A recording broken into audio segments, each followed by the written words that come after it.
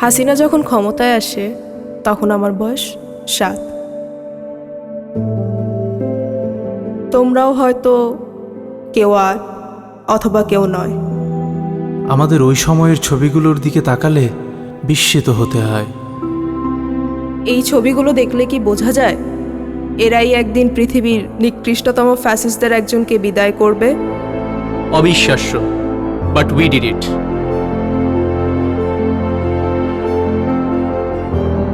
Remember, সবাই যখন ধরে নিয়েছিল ফ্যাসিবাদের শেকলেই কাটবে আমাদের কয়েক প্রজন্ম, তখন আমরাই বলেছিলাম না, আমরা মানব না।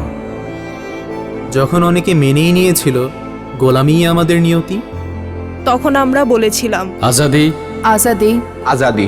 যখন নির্ঝঞ্ঝাট জীবন চাওয়া স্বজনেরা বলেছিল লেটস অ্যাকসেপ্ট, বি প্র্যাগম্যাটিক। তখন আমরাই বলেছিলাম উই রিভল্ট।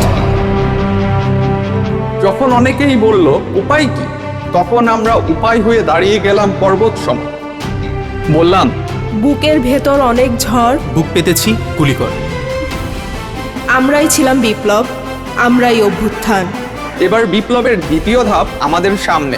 একদিনে 2 ভোট। সংসদ নির্বাচনে ভোট দিয়ে আমরা ঠিক করব কেমন সরকার চাই।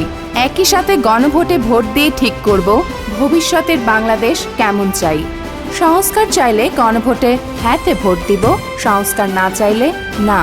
যে পরিবর্তনের জন্য এত এত প্রাণ হলো বলিদান, সেই পরিবর্তনের চাবি এখন আমাদের হাতে। গণভোট 2026 সংস্কারের চাবি আমাদের হাতে।